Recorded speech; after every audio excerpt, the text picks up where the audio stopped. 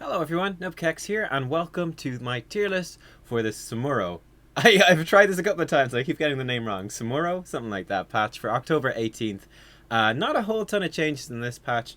The meta has been pretty stable, it's pretty similar to what it has been. There's been a few hot fixes and stuff though along the way, and a few tweaks in patches, which are actually honestly more significant than the big patch itself. But we're going to dive into the tier list, and I should hopefully bring everything together. Also, I flipped the webcam and put it on the other side of the video today, so hopefully that helps. Anyway, here we are for the Warriors, and let's take a look. So tier 1, as you can see, I feel the Warriors are in a really good balance spot right now, actually. You got a lot of strong Warriors. I feel like tier 1 is bigger than tier 2, than tier 3. And I think that's actually really good. So, I mean, tier 1, I think it's fairly self-explanatory, honestly, with the Warriors. Muradin remains for me every time in Hero League. I think the default question when you're picking a Warrior is always, why would I not pick Muradin here? And there's certainly reasons, but that's the main question you should ask. He's just fantastic, and he's very good against melee assassins as well, so with Samuro coming out, he should be pretty good against him, I think. Then we've got Chen. Chen has been very effective at the moment. I think he's really done well out of his rework. He's got good split push, good team fight, a lot of pressure. And yeah, Chen has just been doing fantastically. Same with ETC. ETC's rework, adding a split push build to ETC. Just improving his team boosting and team buffing capabilities. I feel ETC is doing really well right now. And then we've got a few heroes that haven't really been changed. We have Tyrael. Tyrael's as good as he's always been, and he should also work relatively well at Samuro, though I feel like Samuro is also somewhat proficient. He's a little bit of a slippery character, so he isn't as reliant on sanctification or the Tyrael shields and support as other melee assassins like the Greymane diving in would be. But still, Tyrael is going to be really great against that, and also protecting against burst damage too. That's also a big option. Johanna remains strong. Her win rate isn't amazingly high. I feel like it's because her and Muradin are picked so much as like these default warriors. I think that does play into it. But yeah, she's great. She's good against basic attack heroes. What more is there to be said, really? She's also, I feel like Vala is very dominant at the moment, and I feel like Johanna is one of the warriors that really excels against range damage dealers with the range blind, the range stun she brings, then being able to use Iron Skin to just walk away from them. I feel like Johanna is very good at that. So yeah, she'd probably be my ideal pick against ranged basic attackers. So bear that in mind. Against ranged melee attackers, ranged melee assassins especially, or almost exclusively, I guess, Arthas is one of my favorite heroes. I think Arthas is criminally underrated at the moment, so watch out for him. I mean, look, he does AoE slows and damage, and he can make that an AoE attack speed slow. Samuro, thank you, go away. Samuro, I haven't tested it out, obviously, but my impression, I'm excited to test it out because I'm expecting that Arthas is going to wreck Samuro. So watch out for that, because I know a lot of people are feeling that Samuro is going to be really good. I feel like Arthas is going to counter him so hard. You know, instead of picking a third squishy range damage dealer, pick the Arthas and you're going to crush. That's what I think. And yeah, I feel like he's been underrated and he's great. Rexxar, again, also another underrated hero, but he's just, yeah, his win rate is super high consistently. He's great. His zone control is fantastic. The stun, Misha's stun is insanely powerful, and people don't expect that. But yeah, he puts out a lot of AoE stuns during teamfights. They're very long as well after the other stuns when people got nerfed. But anyway, then Zarya is here. Zarya received so many changes. She was hotfixed, and then she was hotfixed again, and then she's been nerfed a little bit again. I still think that Zarya is very good. She's just a good, solid warrior. Very much though, I would say, and probably mostly with Rexxar as well. Neither one is ideal as like a solo warrior. They're very much like a second warrior type position, and certainly they could help out people like Arthas or maybe Chen who aren't as strong in that role. But yeah, I mean, both those tiers are great. Tier 2, relatively unchanged from, in fact I can show you from the last patch. This is what it looked like last patch. That was the release date, Zarya. Things have changed since then. But yeah, I've moved Artanis up a little bit. I feel like Artanis works actually really nicely with Malfurion. You can do a really cool combo. I think MVP Black were doing that in some of their pro games, where you can like flip people back into the roots, and it's pretty decent. I feel like Leoric, and I feel like these three heroes on tier 3 are very niche. Not that great. Dehaka brings global presence, which is good if you're looking for that, and good AoE damage. But overall, I feel he's a bit underwhelming. Leoric is good against, you know, beefy double warriors, but it can be difficult for the to pick into that. And I've just seen Leorics kind of underperform a little bit. But there's definitely a place for all these tier 3 heroes. And then in tier 2, they're all okay. Anubrak is fine against, and he's good against burst damage. I've kind of moved him up a spot in the tier list because Li Ming remains incredibly dominant, and I think he's great against her. But he's not as good against sustained damage.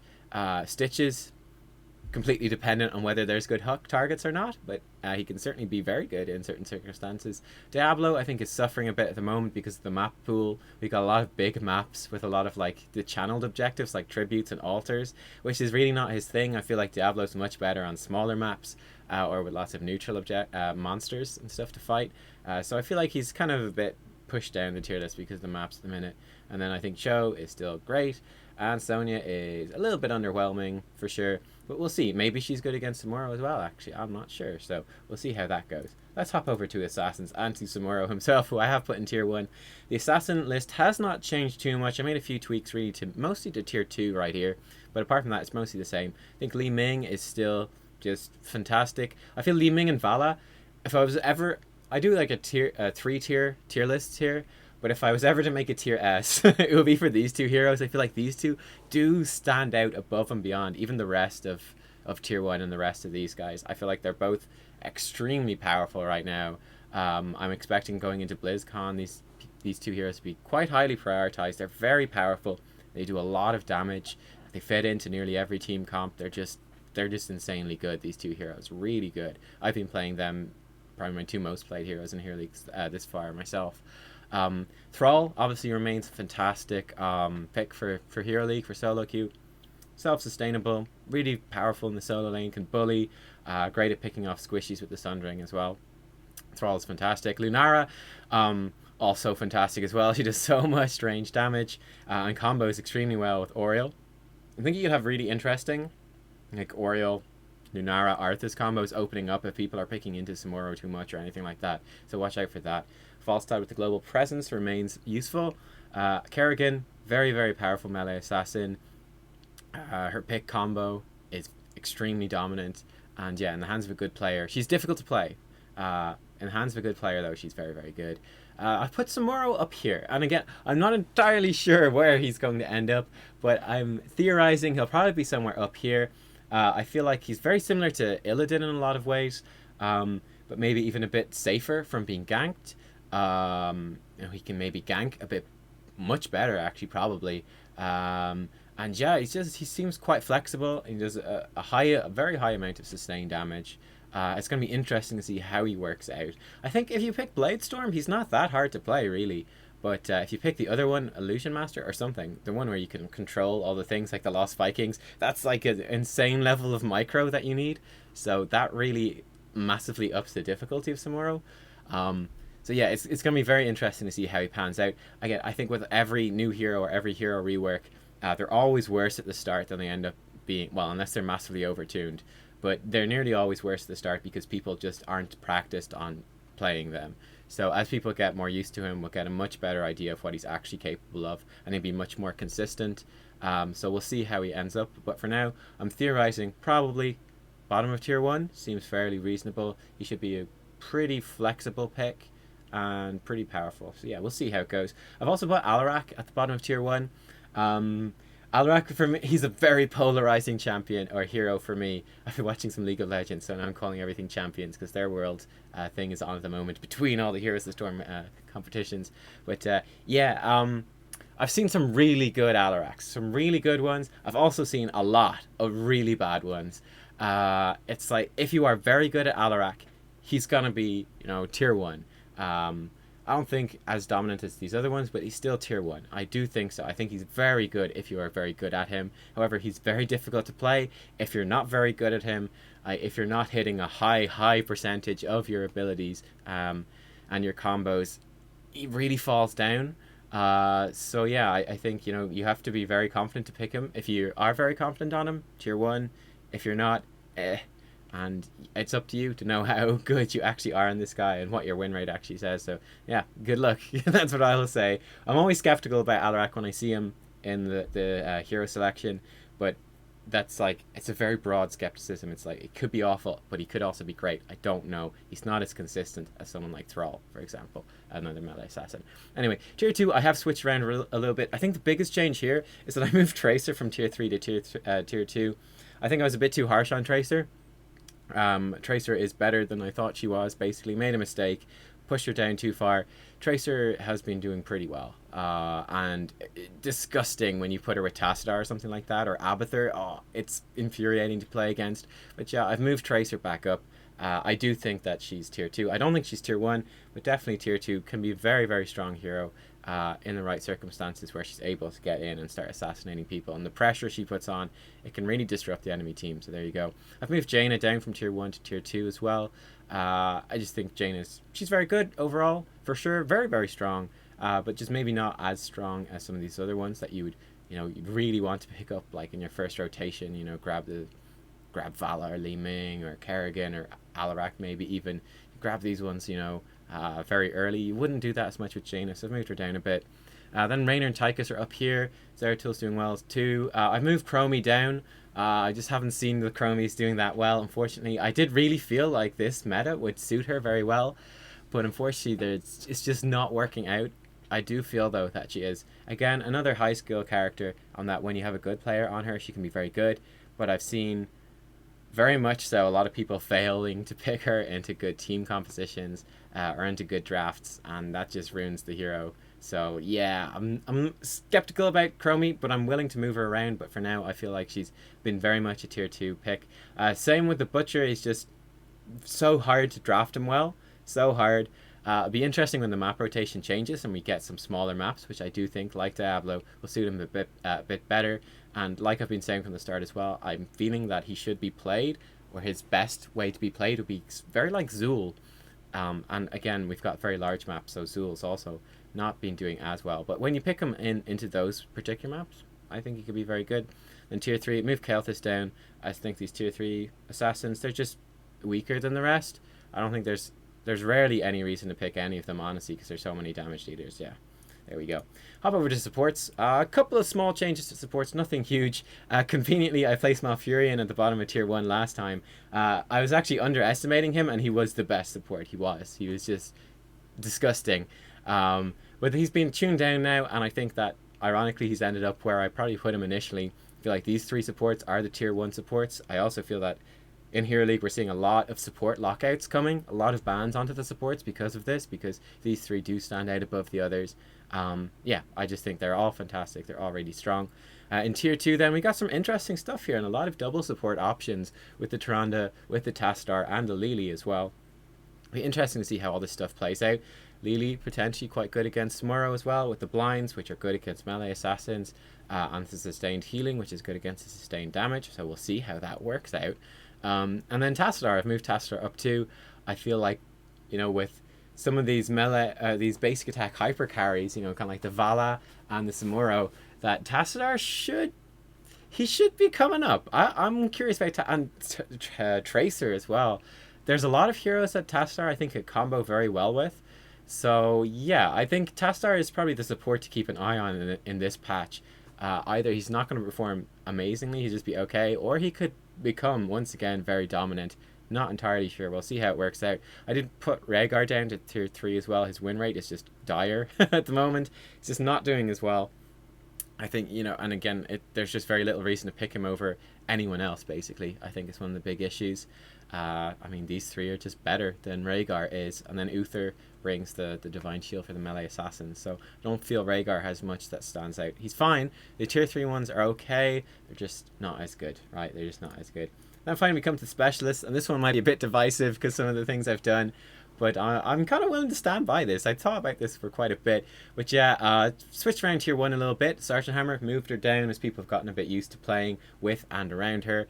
The Lost Vikings are firmly established yet again at the top of tier 1. They refuse to leave the top of tier 1 for me. They're so good. Warhead Junction, especially at the moment. We were concerned with Garden of Terror leaving. I think when I last did the tier list, we're like, oh, Garden of Terror's gone. Maybe they're not going to be as good. Then Warhead Junction came out, and it's like, well, all right, cool. They're still super dominant. Again, they're one of those heroes where, unlike, who was I talking about before? like Chromie or the Butcher. There's a few of these heroes that people just don't understand how to draft well with. They just can't do it. They pick them into bad drafts, and you're just face palming constantly for whatever reason. With the Lost Vikings, it's just a hero that people get, people understand it, and I think they are number one win rate on Hot Dogs right now at master level play. And it's people just for some reason they can suck at drafting other heroes, but with the Lost Vikings, this really specific hero, they can just do it constantly. So there you go. I guess it's the kind of players that play the hero. But the Lost Vikings, they've been very strong. And they're strong on Cursed Hollow, they're strong on Warhead Junction. There's a lot of maps they could be very good in Dragonshire, Towers of Doom, lots of maps they could be good on. So yeah, they're still great. Sylvanas as well. Her split push is fantastic, and yeah, I feel that she's just a very, very, very good specialist right now. The trait is just insane for snowballing games. The Sergeant Hammer, still tier 1, I think, just not as dominant as she has been, as people get a bit more used to her. Then Zool, I've moved Zool up to tier 1, so this is a bit of a change.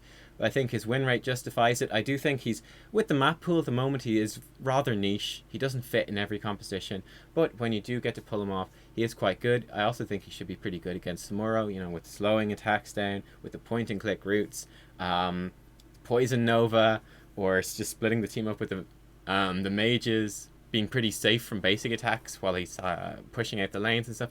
I think there's a good position for Zool right now. And definitely when the map pool changes as well, we'll probably see a lot more of Zool going forwards. And then Zagara, kind of bottom of tier 1. She's still really strong, just not as strong with the nerfs and stuff as she was. And tier 2, this is the one that should be interesting, I think. That's most controversial. We have Medivh. I think Medivh is... he's reached the point now where we're getting a lot more good Medivh players. When he first came out, okay, you guys probably remember me saying, like, Medivh could be really good, but most people suck at him. We're reaching the point now where you're actually getting quite a few people that can actually play the hero, and they're being quite impactful. And I do think Medivh is strong. And again, I'm willing to see him move up the tier list probably quite soon. We'll see exactly how it pans out, but I do think Medivh is really good.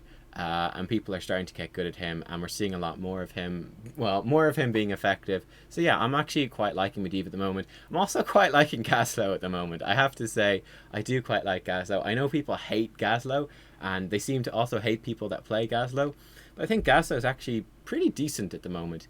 When you get him into a composition and against a team where they have difficulty fighting into the turrets, he can just push the lanes. He can establish so much map control and pressure, and it can be difficult to play against. And yeah, I mean, Gaslow, he's doing pretty well, and I think that says it all. No matter what you think of him, in terms of your moral view of Gaslow, he's doing pretty decently for himself. So yeah, I think Gaslow's in a decent spot. I think he's a legitimate pick now.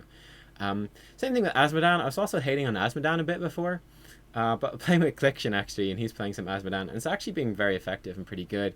And I feel like the map pool does suit him at the moment. Like I was saying with how it doesn't suit Diablo, I think it does suit Asmodan. We've got a lot of bigger maps.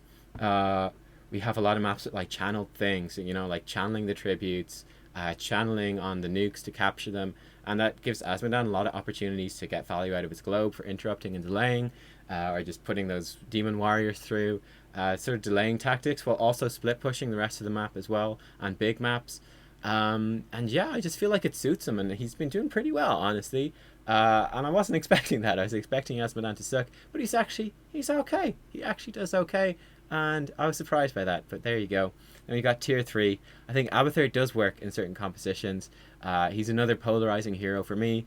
But yeah, I would say I'd be fairly open-minded to people playing Abathur. I might even move him to tier 2 at some stage, because he can be quite strong. Nazeebo has suffered from the rework, I feel. I feel like Nazeebo, his power level is pretty much about the same as it was, but it's now way harder to play him, right? His stuff is just harder to hit without having a proportionate increase. So I just feel like he's meh and inconsistent, and I'm not feeling the Nazeebo at the moment. I don't think he's been doing very well, and yeah, I really don't see any reason to pick him over any of the other damage dealers, to be honest, except maybe Murky, who also kind of sucks. Just very easy to destroy Murky, and yeah, I'm expecting some changes to him soon. But there you go, guys. That is the tier list for this patch. Probably the BlizzCon patch. I'm not sure, but I wouldn't be surprised if it is. Because they really haven't changed a whole ton, to be honest. But there you go. Lots of powerful warriors right now, pretty much the same. Lots and lots. And even the weaker ones are just more niche, I guess, I would say. You can still pick them and do fairly decently. Then assassins, probably overall weakest they've ever been. And that's actually part of the Asmodan thing and the Gaza thing as well. Is that with assassins and stuff being weaker, that's just weaker wave clear. Because it's normally the damage dealers that really control the wave clear. So with them being weaker, that gives more opportunity for these sort of split pushy heroes to flourish a bit more. So I think that's part of it. And Zul as well, also helps Zul. So that's definitely part of that.